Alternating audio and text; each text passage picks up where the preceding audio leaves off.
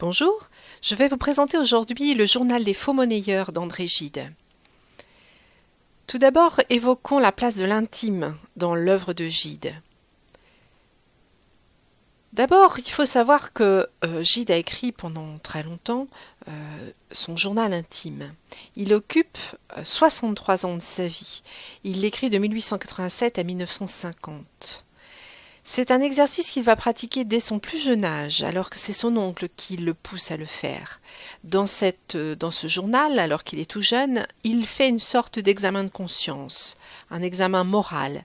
Mais il enregistre aussi ses lectures dans des cahiers. Il en fait des listes, il commente les œuvres qu'il lit et il évoque une certaine histoire de la littérature. Tout ça dans son journal intime.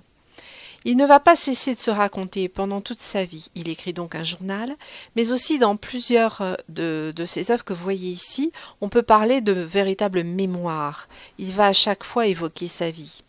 Derrière un certain nombre de personnages romanesques comme Michel, Lafcadio, Jérôme ou Édouard dans plusieurs œuvres, il va se raconter. Il se cache derrière certains de ces personnages.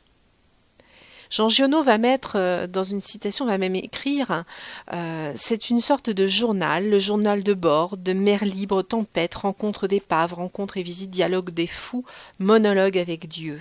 On voit l'importance que Giono accorde aux journaux ou aux œuvres autobiographiques de Gide. Quelle est la différence entre le journal de Gide, le journal intime de Gide, et le journal des faux monnayeurs ?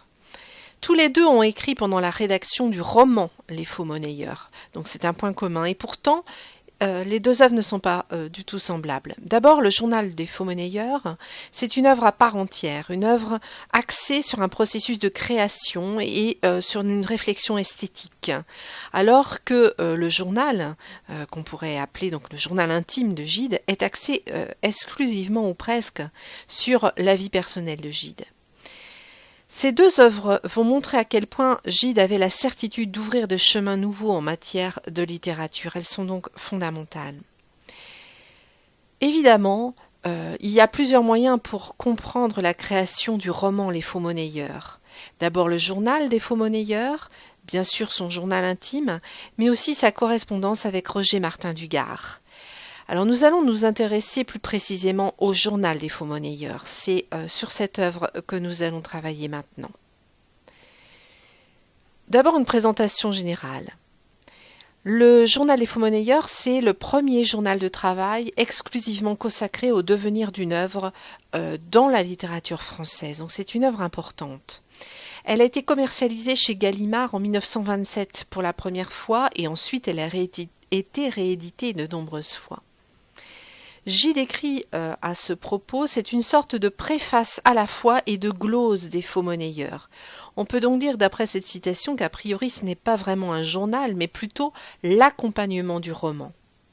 Si on regarde la chronologie, il termine Les faux monnayeurs en 1926. L'œuvre va paraître alors qu'il est en voyage au Congo et au Tchad. Il va revenir de voyage le 31 mai 1926 et le journal des faux monnayeurs va être publié le 1er août de la même année. Donc on peut dire que Gide réellement dispose de 2 mois entre l'achèvement du roman et la publication du journal. Le statut de l'ouvrage. Plusieurs questions se posent. Le journal des faux monnayeurs, est-ce qu'on peut parler d'œuvre d'art? Est-ce que c'est une œuvre d'art? Est-ce que c'est un simple document de travail? Et puis, quel est le statut de vérité pour ce journal? Est-ce qu'il nous dit la vérité?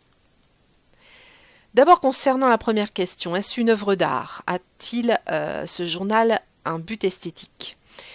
Le journal des faux monnayeurs contient 2 cahiers de dimensions inégales. Le premier cahier résume ce qui se passe dans sa vie de 1919 à 1921, le second d'août 1921 à mai 1925. On voit donc par conséquent qu'il y a une période d'emploi simultanée dans ces 2 cahiers, puisqu'ils se chevauchent au niveau chronologique. 58 annotations en tout dans ces 2 cahiers, des annotations brèves la plupart du temps, inégalement réparties dans le temps. Vous voyez ici en vert la répartition. Les intervalles entre les notes peuvent être de 2 jours à 15 mois. Les notes peuvent occuper 14 pages ou bien 4 lignes, par exemple, dans les éditions Gallimard. Il y a plus d'une vingtaine de changements de lieu, même s'ils ne sont pas toujours indiqués. Donc, on peut dire aussi que c'est une succession d'annotations imprévues et diverses. On n'a pas l'impression d'un plan ou d'un journal de bord au jour le jour. Tout ceci nous amène à dire que visiblement Gide avait la volonté de dérouter le lecteur, que son but n'était pas esthétique, qu'il considérait plutôt ses cahiers comme un document de travail ou comme une réflexion sur son travail. Regardons maintenant les manuscrits du journal des faux-monnayeurs. On a quelques traces de ces cahiers manuscrits. À quoi ressemble-t-il ? Le premier, il est consacré, finalement, il est composé de 43 feuillets qui sont placés dans une sorte de carnet, finalement, que Gide utilisait couramment, que vous voyez à gauche sur l'image. On peut parler à ce moment-là de carnet de travail au quotidien. Le second cahier, qui occupe 83 feuillets, rassemblés dans un grand répertoire à couverture cartonnée. Ce second cahier comporte des éléments de rédaction, des observations et de nombreux documents sur feuilles volantes. On pourrait imaginer que ce second cahier, ce serait plutôt un cahier de plans et de projets, peut-être.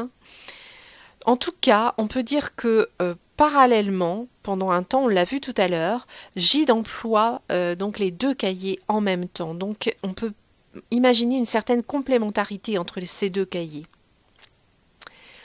Quel est donc le contenu et l'écriture de ces deux cahiers ? D'abord le contenu. Que contiennent-ils ?